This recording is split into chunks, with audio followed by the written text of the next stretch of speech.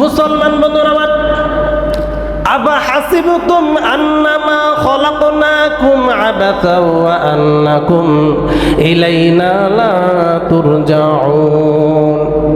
আল্লাহ রাব্বুল আলামিন ডাক দিয়ে বলেন, নবীজি, মানুষ হয়তোবা মনে করছে আমি তাদেরকে অনর্থক সৃষ্টি করেছি। নবীজি, তারা হয়তোবা মনে করছে তাদেরকে আমি এমনি দুনিয়ার জমিনে পাঠাইছি। তারা জানে না, তারা যদি অন্যায় করে, অবিচার করে, জুলুম করে, নিজের প্রতি গুনাহ বানায় নয়, নবীজি, তারা মন করছে তাদেরকে আমি অনর্থক বানাইছি। না না না, আমি তাদেরকে অনর্থক বানাই নাই, আমি তাদেরকে অনর্থক বানাই নাই। তারা হয়তো মনে করছে তাদেরকে মনে হয় আমার কাছে ফিরে আসতে হবে না। এ বন্ধু, এ বাবাজি, নাস্তিক মুর্দা যারা রয়েছে তারা ডেকে বলে আল্লাহ বলে কিছু নাই, মৃত্যু বলতে কিছু নাই, জাহান্নাম বলতে কিছু নাই, জান্নাত বলতে কিছু নাই।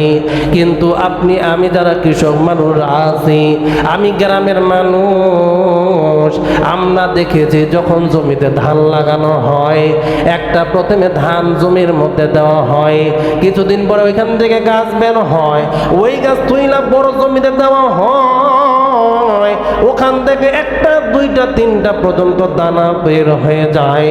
ওই দানা থেকে খোসা তৈরি হয়, খোসা ছাড়াই আমরা সেবন করি, আমরা খাই। এগুলো এমনি এমনি হয় নাই। আল্লাহ বলে, ও নবীজি, আপনি বলে দেন, আবা হাসিবতুম আন্নামা খলাকনাকুম আবাসা ওয়া আন্নাকুম ইলাইনা লা তুরজাউন। আল্লাহু আকবার। মুসলমান বন্ধুগণ, যারা আমরা দুনিয়ার জমিনে মানুষের সম্পদগুলো খাই, মানুষের অর্থগুলো আমরা বৃদ্ধি করে নেই। একজন বিপদে পইরা আপনার কাছে টাকা হাওলাত নিয়েছে, আপনি এমনি দেন নাই, আপনি শর্ত লাগাইছেন যদি 1000 নাও, সপ্তাহে 2 টাকা অথবা 500 টাকা দিতে হবে, অর্থাৎ আপনি বৃদ্ধি কইরা নেন, বৃদ্ধি কইরা নেন। ও নবীজি, আমি আল্লাহ তাদেরকে কি শাস্তি দিব একটু আপনি লক্ষ্য করে দেখেন।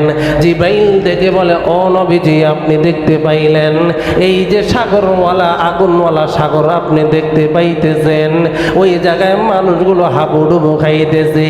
নবী ডেকে বলে, জিব্রাইল,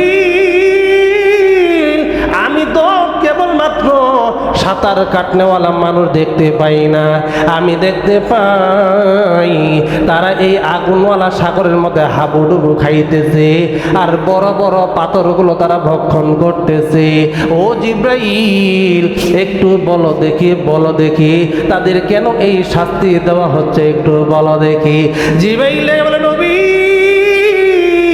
এরা সাধারণ কোনো মানুষ নয়, এরা আল্লাহ তাআলার ওই নাফরমান বান্দা, এরা না শুকরিয়া করনেওয়ালা বান্দা, দুনিয়ার জমিনে সুদ খাইতো, এই জন্য আল্লাহ রাব্বুল আলামিন তাদেরকে এই ভয়াবহ শাস্তি দিতেছে। নাউযুবিল্লাহ। আরেক হাদিসের মধ্যে পাওয়া যায়, নবীজি কিছু লোককে দেখতে পাইলেন তাদের পেটটা অনেক বড় হয়ে গেছে, অনেক বড় বড় পেট প্রত্যেকের হয়ে গেছে। জিব্রাইলকে ডেকে বলে, ভাই জিব্রাইল, এদের পেট কেন এত বড় দেখা যায়, আবার এদের পেটের ভিতরে দেখি অনেক বড় বড় সাপও দেখা যায়। এ বন্ধু, এ বাবাজি, আপনি কি মনে করেছেন দুনিয়ার সাপ আর ওই জাহান্নামের সাপ কি এক না রে বন্ধু? না না, ওই জাহান্নামের সাপের এত বিষ, একবার যদি কোনো মানুষকে সবল মারে 40 বছর পর্যন্ত ওই বিষ সে ভুলতে পারবে না। এই মানুষগুলোর পেটের ভিতরে এই বড় বড় সাপগুলো এমন ভাবে সবল মারবি, তারা ছটফট করতে থাকবি।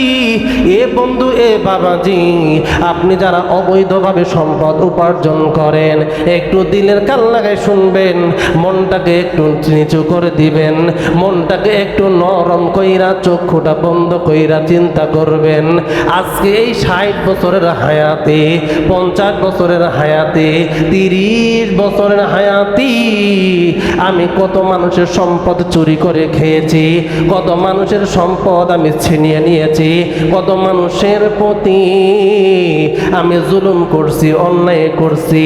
আর কালকে যখন আমি মারা যাব, ওই অনন্তকাল জাহান্নামী যখন আমি হয়ে যাব, আমাকে বড় বড় সাপ বারবার দংশন করবে, বারবার আমাদেরকে আঘাত করবে।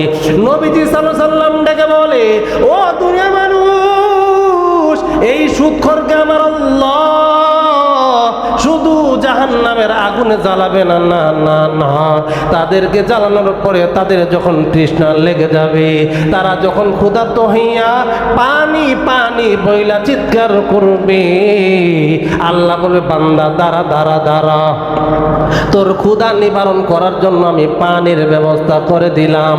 হাদিসের মধ্যে পাওয়া যায় রে, আপনার গোশত পুরার পরে, আপনার হাড্ডি পুরার পরে, আপনার এই অঙ্গ প্রত্যঙ্গ পইরা পইরা যখন নালা দিয়ে বেয়ে বেয়ে যাবে, আল্লাহ বলবে তোমার পানি হইল এই পুষগুলো, এই রক্ত মাংসর পুষগুলোই হইল তোমার খাবার, তুমি খাও।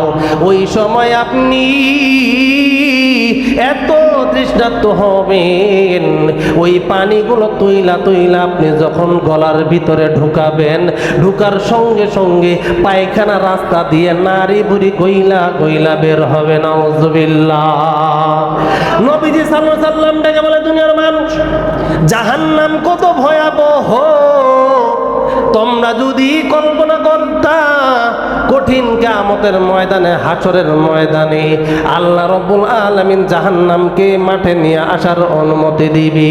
এই জাহান্নামকে টাইনা নিয়ে আসার জন্য রশি লাগানো হবে 70,000, আর এই 70,000 রশি টানার জন্য লোক থাকবে 70,000।